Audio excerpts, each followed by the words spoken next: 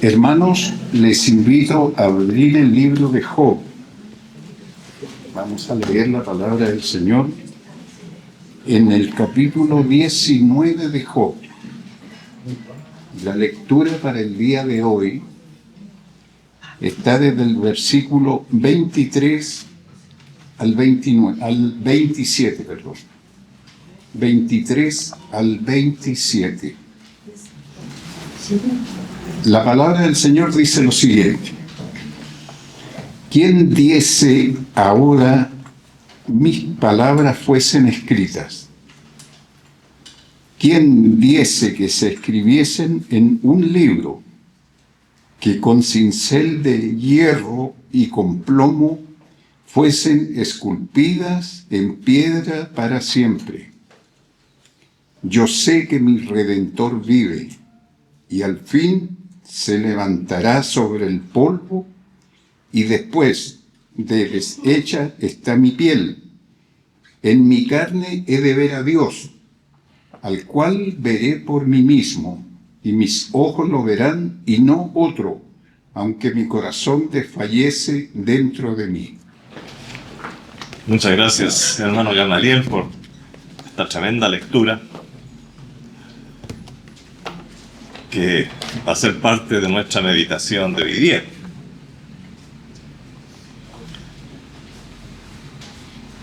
Hemos estado considerando la vida de un hombre que, de acuerdo a las Escrituras, es descrito de la siguiente manera: perfecto y recto, temeroso de Dios y apartado del mal. Un tremendo hombre que está pasando por una serie de experiencias tremendamente duras. La primera serie de pruebas implicó algo que realmente es difícil de comprender si no se vive, y es la pérdida de sus hijos. 10 hijos. Perdió muchos criados, lo cual también, que seguramente muchos de ellos ocupaban un importante lugar en el corazón de Job. Y una importante, pero importantísima parte de todos sus bienes. Después de pasar por esta ametralladora de pruebas, Job exclama: desnudo salí del vientre de mi madre y desnudo volveré allá. Jehová dio, Jehová quitó, sea el nombre de Jehová bendito. Pasó incólume esta prueba. Pasó esta prueba reconociendo que todo proviene de Dios, y cuánto bien nos hace cuando reconocemos esta misma verdad de nuestras vidas, cuando las cosas nos dejan de ser elementos de las cuales depende nuestra vida muchas veces. Oh, ¿qué pasaría si pierdo esto? No, es perder la vida. No, Dios dio. Y si Dios decide quitar, Dios quitó, alabado sea el Señor. Y además, otra idea tremenda. Él sabía que en el corazón de Dios no había despropósito. Y esta palabra la usa Job. No hay despropósito, no hay despropósito. Es decir, si las cosas suceden, por duras que me parezcan, por injusta que me parezcan, realmente no es porque Dios sea injusto, no es porque a Dios se le hayan escapado, se haya escapado el control de su creación, no es que su soberanía haya disminuido, no hay despropósito. Qué importante, si creemos esto, vamos a poder soportar tremendas pruebas. Además, Job tenía una característica que nos muestra, digamos, el mismo libro, y era que Job era muy cercano a Dios. Él se acercaba a Dios, él buscaba a Dios, él realizaba holocausto, realizaba una labor de sacerdocio familiar muy efectiva y constante, muy diaria. Él conocía a Dios, y por eso, al conocer a Dios de cerca, entendemos por qué no hay despropósito, entendemos que Él es justo, entendemos más su amor, y no solo entenderlo de aquí, sino que lo sentimos. Y eso ayuda a soportar. Luego vino una segunda serie de pruebas que implicó, entre otras cosas, una enfermedad que se caracterizaba por ser extremadamente molesta, muy molesta, y por lo mismo muy humillante. Su piel prácticamente ya estaba totalmente hecha una llaga. Todo esto picaba tremendamente. Dice que se rascaba con una teja. ¿Cómo sangraría ese cuerpo? Fue algo muy fuerte, muy fuerte. Y implicó el alejamiento afectivo y moral de su esposa, de su mujer. Antes había perdido los hijos. O sea, Job no tenía en ningún ser humano en quien apoyarse. Eso es muy duro. Y al final, cuando la misma mujer lo demuestra que no entiende para nada la fe de Job, no entiende para nada la manera en que Job está recibiendo las pruebas, en las que las está resistiendo, y maldice en buenas cuentas a Job y blasfema contra Dios. Job está solo. ¿Qué le responde Job a su mujer? ¿Qué? Le dice. ¿Recibiremos de Dios el bien y el mal no lo recibiremos? En el capítulo 2, versículo 10. Bueno, al final de la meditación del domingo pasado concluimos que en la vida de un creyente no existe el caos, porque el caos es cuando nada controla nada. Dios no deja la vida de ningún creyente al azar, y menos en manos malignas. Dios sabe lo que le está pasando y su justicia es inmutable a pesar de todo lo que no podemos entender, lo que no podemos nosotros ver, pero Dios sí lo ve. Y esa justicia y ese amor prevalecerá siempre. El permiso que puede dar Dios, y aquí vemos un caso muy especial, da a Satanás para actuar sobre un creyente, está basado en un plan de Dios que Él ya tiene previsto y con un fin, el fin de edificar, no de destruir. No hay escape de control en primer lugar, y luego no está la idea de destruir, de dañar, sino de construir más allá de nuestra comprensión. Por eso concluíamos con un versículo del Nuevo Testamento que enfatiza esto, que a los hijos de Dios, los que son llamados, los que andan en sus caminos, los que aman su nombre, ninguna cosa que les suceda es para su mal, sino para su bien. Es un tremendo principio. No lo entiendo ahora, podemos decir muchas veces, no lo entiendo ahora. Quizás muchas veces vamos a tener respuestas solamente en el cielo. No lo entiendo ahora, pero sé que lo que está sucediendo en mi vida, lo que está sucediendo con mi familia, lo que está sucediendo acá es para la gloria de Dios, y es para mi bien, aunque no lo entienda ahora. Y bueno, vamos a continuar avanzando en la vida de Job, porque las pruebas no terminan aquí.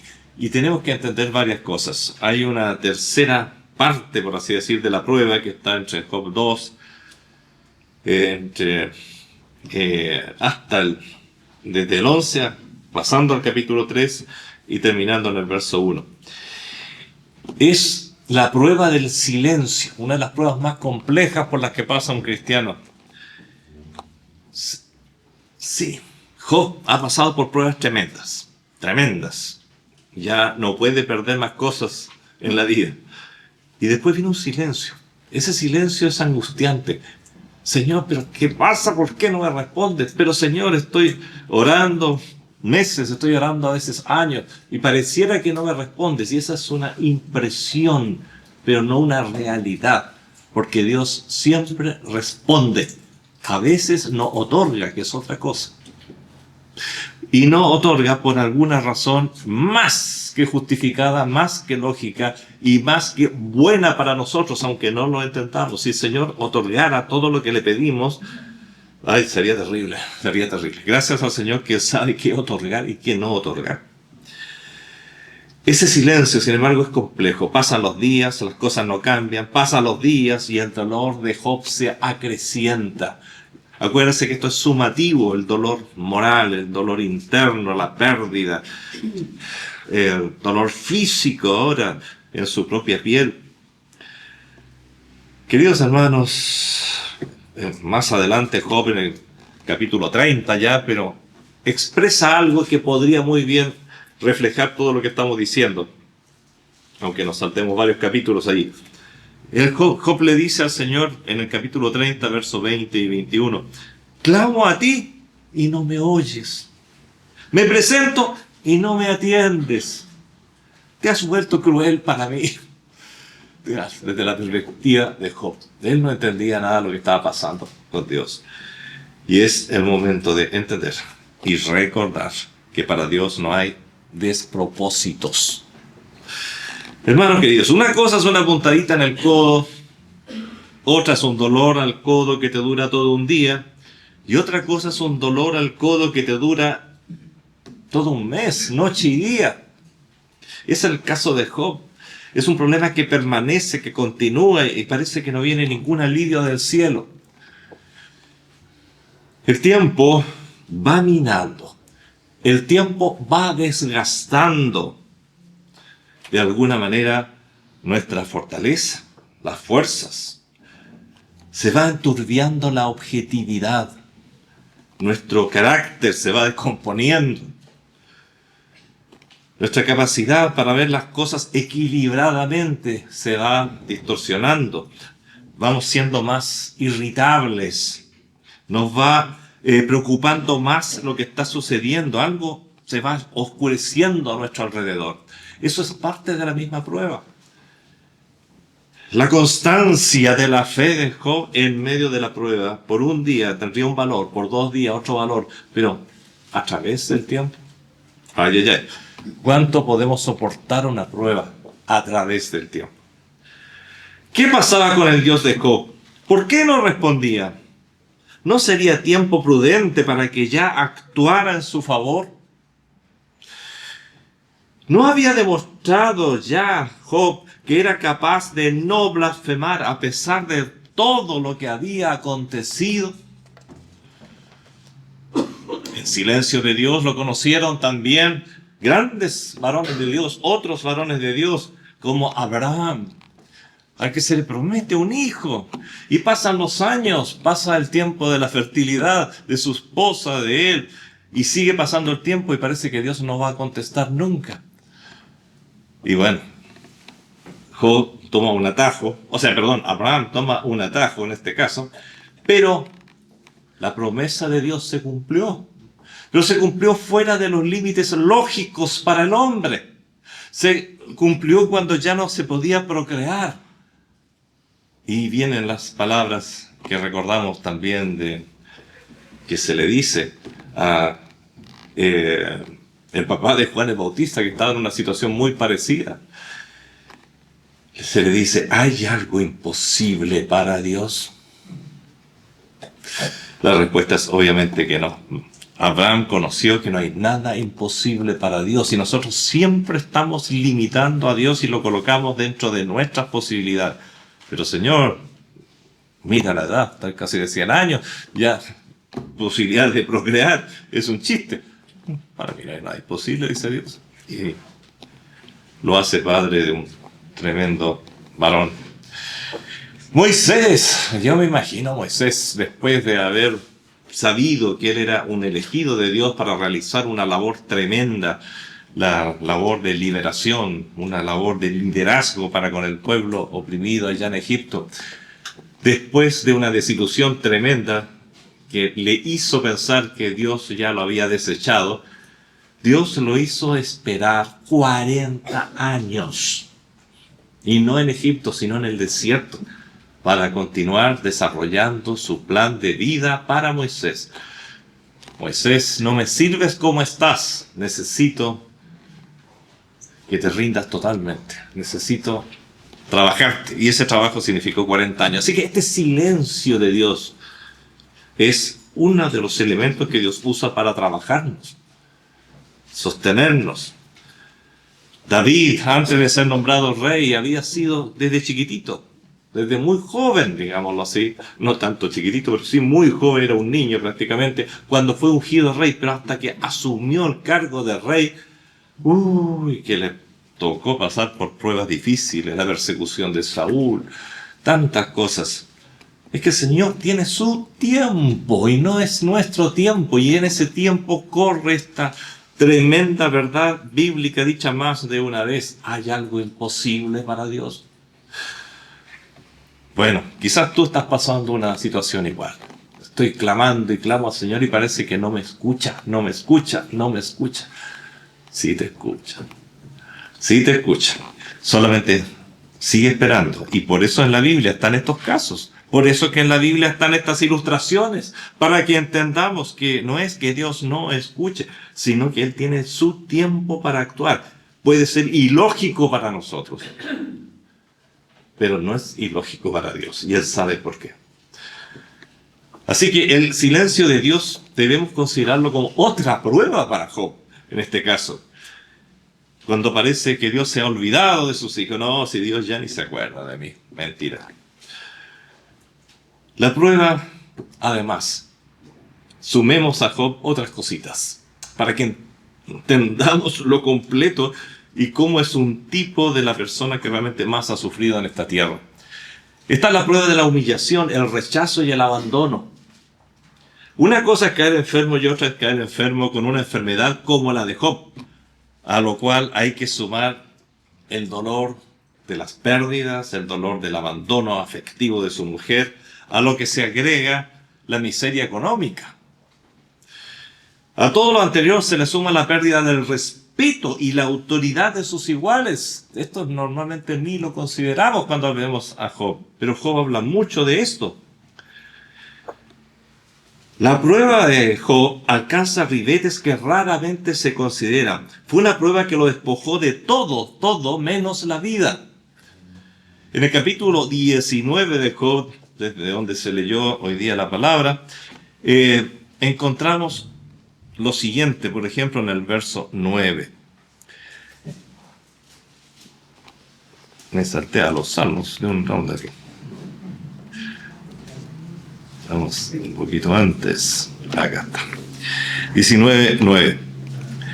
Dice Job en su queja: me ha despojado de mi gloria y quitado la corona de mi cabeza. Es decir, toda autoridad que yo pudiese haber tenido, que yo tenía, era muy respetado, se ha quitado de mí.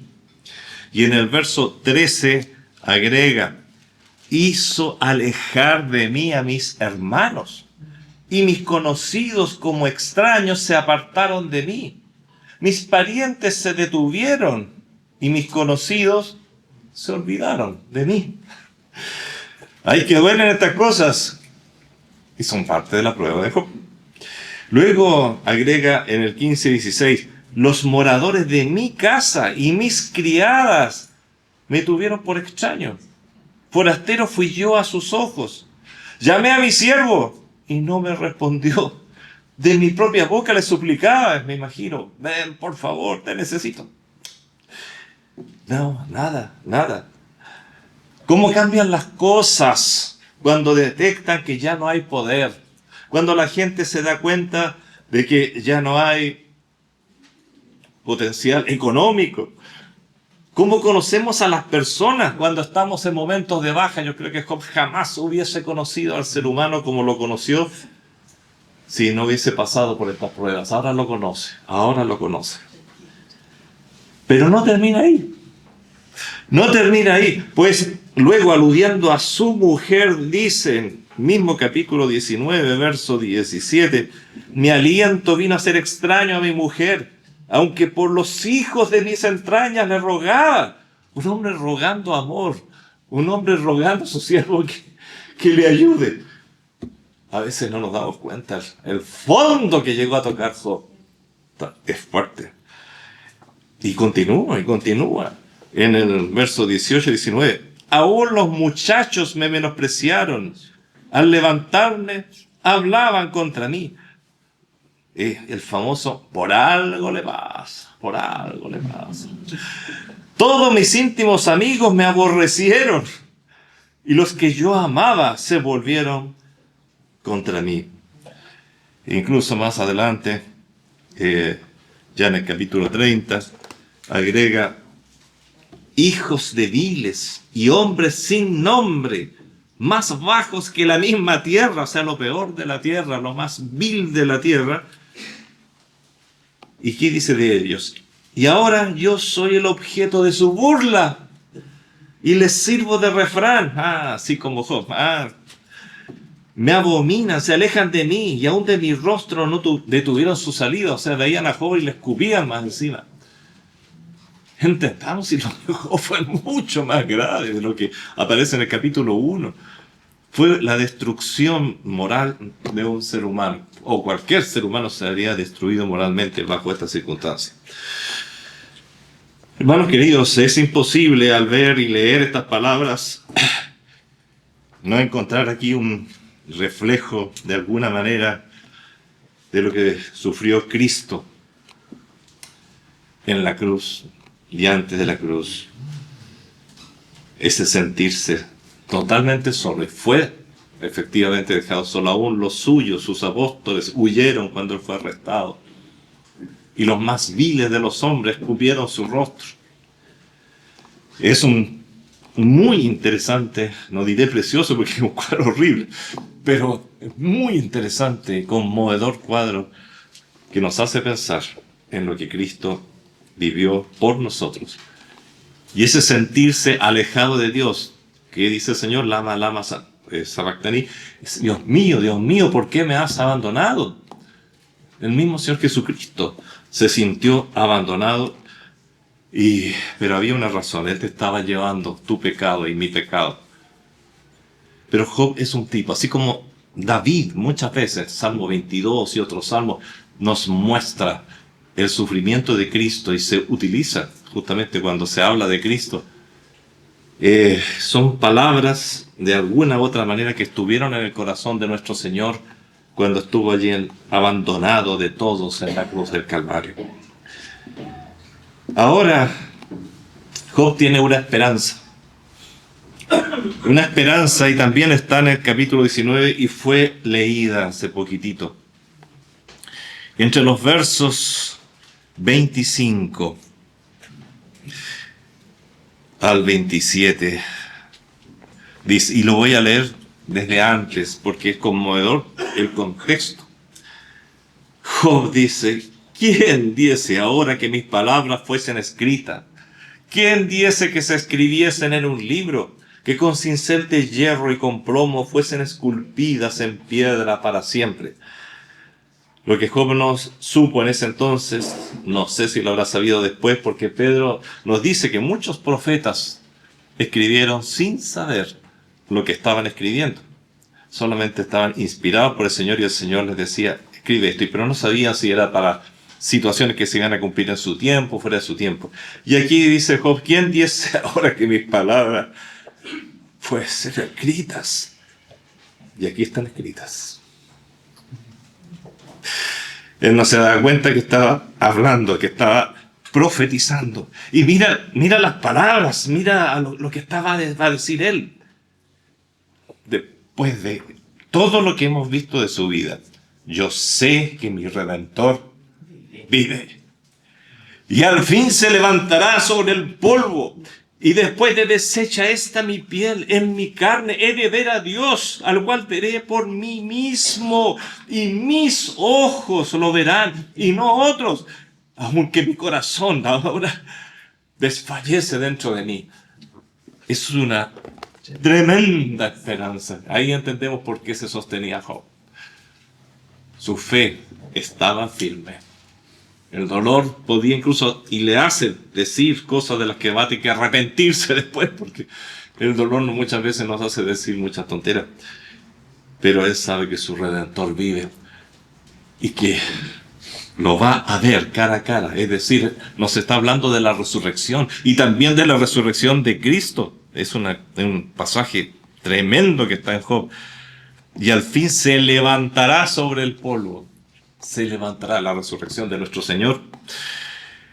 ¿Y qué va a significar esto? Y después de deshecha esta mi vida, o sea, después que esta mi piel, en mi carne he de ver a Dios. Está hablando de su propia resurrección y de la vida futura.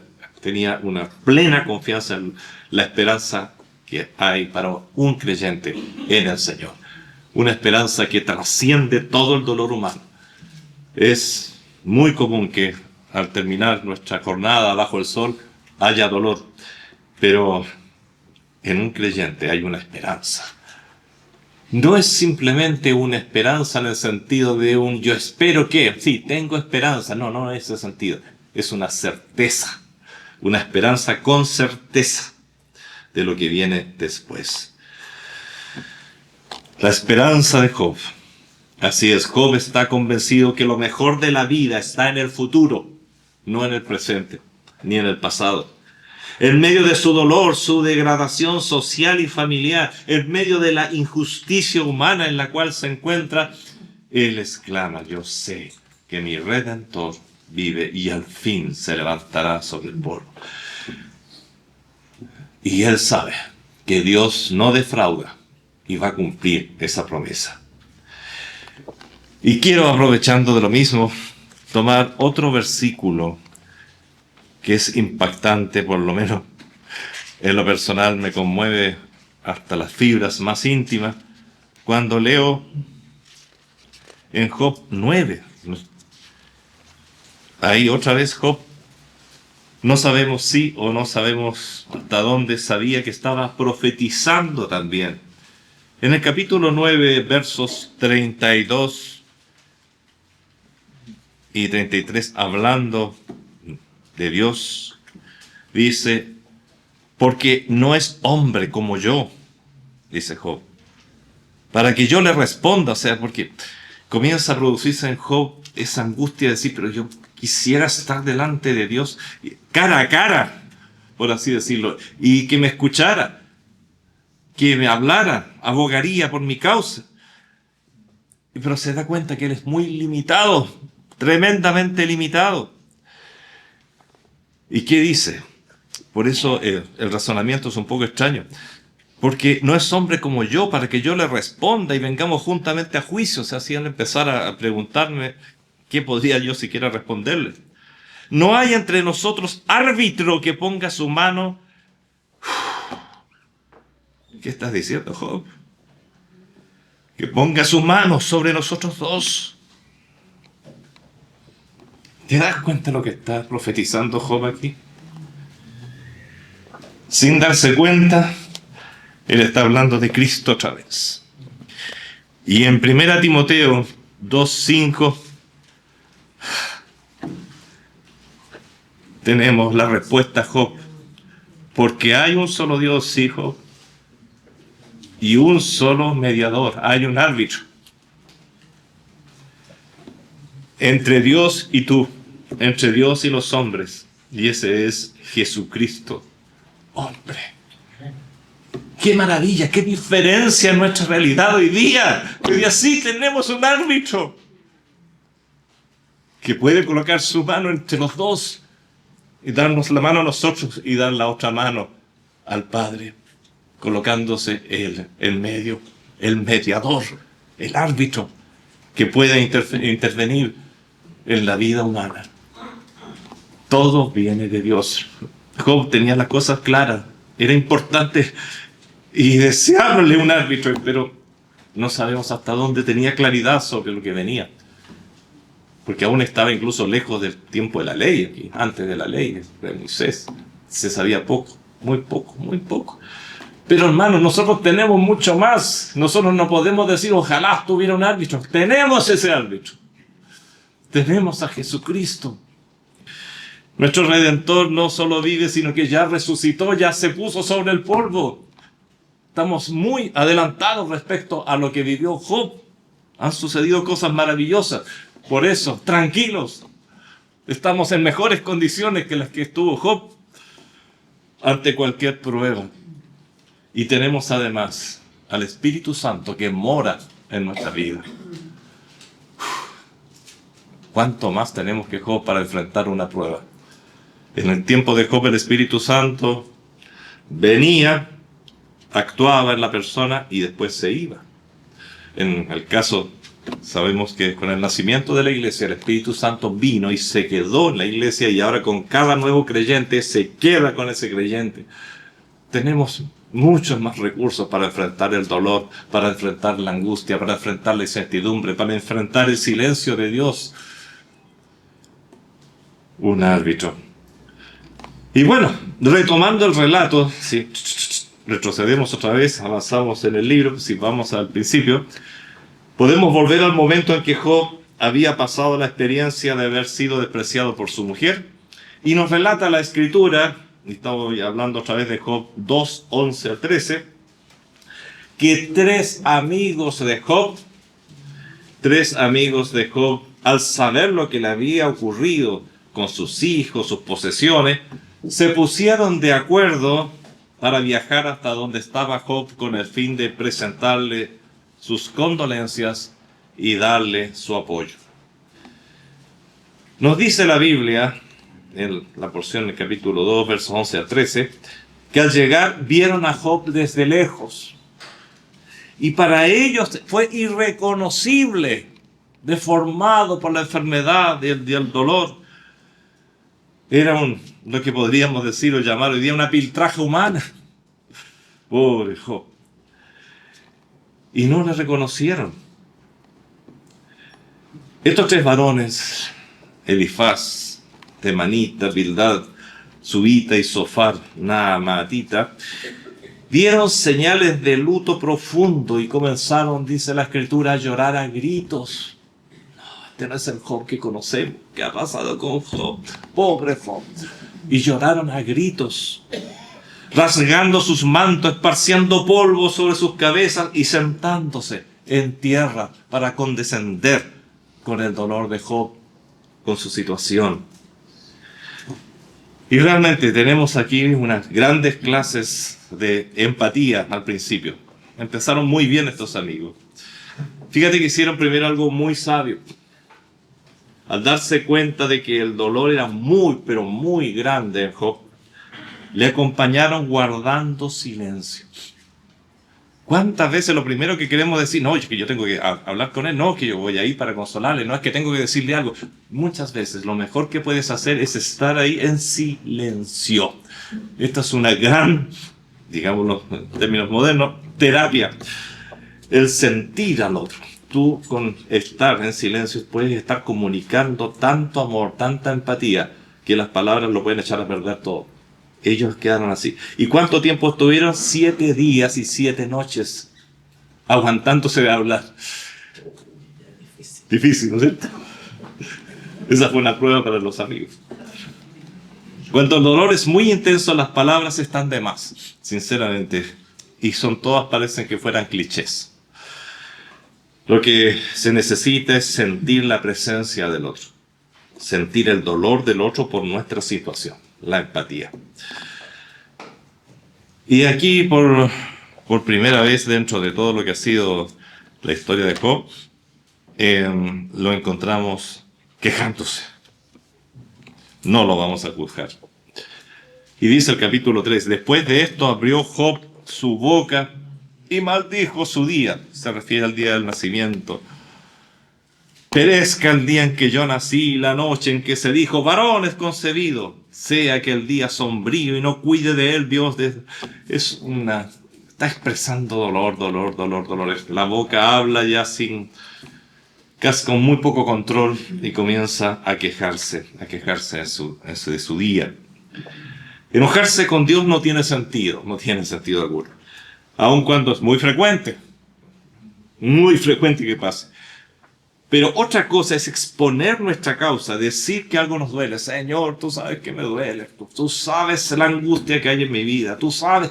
Eso no es quejarse, eso es expresar como nos podríamos expresarle al mejor de nuestros amigos. Bueno, Dios es más que un amigo. Expresarle, Señor, tú sabes lo que está pasando. Y el Señor no nos juzga. Es interesante en el caso de Habacuc, que hemos alguna vez visto, cómo Habacuc se queja amargamente, y el Señor, casi faltando el respeto, podríamos decir, y el Señor no lo juzga ni lo castiga por eso. Está bien, dime nomás lo que te duele, dímelo, dice el Señor. Así, hay diferentes tipos de quejas que acusan, como en el caso de Adán. Señor, la mujer que me diste me hizo pecar en buenas cuentas. Esas son quejas irrespetuosas, quejas que acusan. Hay quejas que presentan la situación, pero sin culpar. Es un verbalizar, llevar a palabras lo que sentimos. En esta queja, Job, luego de muchos días de dolor moral y físico, manifiesta su amargura, con lo que podríamos llamar un cántico de dolor, un salmo de dolor, renegando de su nacimiento, siguiendo con una amarga reflexión sobre lo fugaz de la vida, mezclado con una queja por no haber muerto en su nacimiento, ¿por qué no fui abortado en buena cuenta? Pero bueno, vamos a concluir por ahora. El tema de Job es rico y tiene muchas más riquezas, por eso no lo vamos a terminar en 2 mensajes. Vamos a continuar todavía en la tercera parte, porque tenemos que saber qué pasa con Job después. Y este encuentro con los amigos es muy interesante cómo se va a desarrollar. Hermanos queridos, Job tiene una de las virtudes de la persona de Job, es que es difícil no identificarse con alguno de sus problemas. ¿Tienes problemas? Por favor, lee Job. Y te vas a encontrar que algo de lo que pasó a Job también te identifica a ti. Y esto nos hace pensar en lo siguiente: Dios sabe lo que me pasa. No es que no lo sepa. No es que no lo sepa, pero Él sabe por qué me está pasando y por qué no me responde aún. ¿Qué faltará? Bueno, pueden faltar muchas cosas en nuestra vida. Quizás arrepentimiento. Quizás confesión de pecado. Pero es que si todo el mundo lo hace. No, pero es pecado. Tú no eres todo el mundo. Todo el mundo lo hace y todo el mundo falla. Y todo el mundo ofende a Dios. ¿Y por qué lo vas a hacer tú también? Porque todo el mundo lo hace. Bueno, quizás hay que meditar profundo en algunas cosas como esas. Job pasó por una amplia variedad de situaciones durísimas. La pérdida de seres queridos, el distanciamiento de su esposa, la pérdida de la salud, el alejamiento de sus amigos, la pérdida de su autoridad y dignidad social, la pérdida de importantes bienes materiales, etc. Con lo anterior, el Señor nos dice hoy: mira, yo lo sé y por eso yo inspiré a Job. ¿Por qué tenemos Job con nosotros? Porque Dios lo inspiró para que lo tuviéramos, para que meditáramos, para que nos sirviera de consuelo, para que entendiéramos un poco más los propósitos de Dios cuando suceden cosas que para nosotros no tienen propósito ni sentido. Yo sé lo que estás sufriendo, y si llegas a sufrir algo, que no va a ser nunca como lo que sufrió Job, porque además, como hemos dicho, tenemos muchos más recursos que Job. Bueno, el Señor nos dice: yo estoy ahí, yo conozco tus desilusiones, te han desilusionado, te han traicionado, conozco tus dolores, conozco tus preocupaciones, y yo te estimulo a seguir, nos dice el Señor, porque tengo propósitos para ti. Tu vida no es en sí mismo el dolor el propósito, sino que es para lograr los propósitos. El dolor es parte de tu desarrollo, de tu crecimiento, de tu protección muchas veces. Y a veces, considerémoslo también, puede ser disciplina. Disciplina. Hay que saber diferenciar. Y bueno, voy a concluir en esta oportunidad con palabras de Hebreos 4:15-16. Porque no tenemos un sumo sacerdote que no pueda compadecerse de nuestras debilidades, sino uno que fue tentado en todo según nuestra semejanza. Y tentado significa no solamente tentaciones a robar, tentaciones de tipo sexuales. No, tentaciones es un término muy amplio que habla de todos los problemas, dolores, etcétera, que una persona sufre. Jesucristo ha pasado por todo ello. Ese sumo sacerdote ha pasado por todo ello. Y por eso, y esta es la tremenda ventaja que tenemos todavía sobre Job, dice: acerquémonos pues confiadamente. No te van a oír, sí te van a oír. Acércate confiadamente al trono de la gracia para alcanzar misericordia y hallar gracia para el oportuno socorro. Esto lo dice Hebreos 4:15 y 16. Tengamos un momento de oración. Padre Celestial, te damos gracias por haber escrito este libro, Señor, con las experiencias de un hijo tuyo, muy querido por ti. Te doy gracias, Señor, porque a través de este libro uno encuentra consuelo y comprensión, Señor, a las situaciones inexplicables por las que estás viviendo. Te damos gracias, Señor, por las tremendas enseñanzas y te damos gracias porque tenemos ese árbitro, Señor. Tenemos a ese Redentor con nosotros hoy día que nos ha redimido ya, Señor, de los juicios por venir. Y en esa redención, Señor, tenemos la libertad, como dice Hebreos, de acercarnos al trono de la gracia para pedir socorro, para pedir gracia, misericordia, la cual nos es dada. Gracias, Señor. Ayúdanos a entender y a aplicar estas grandes enseñanzas de tu palabra. En el nombre del Señor Jesucristo. Amén.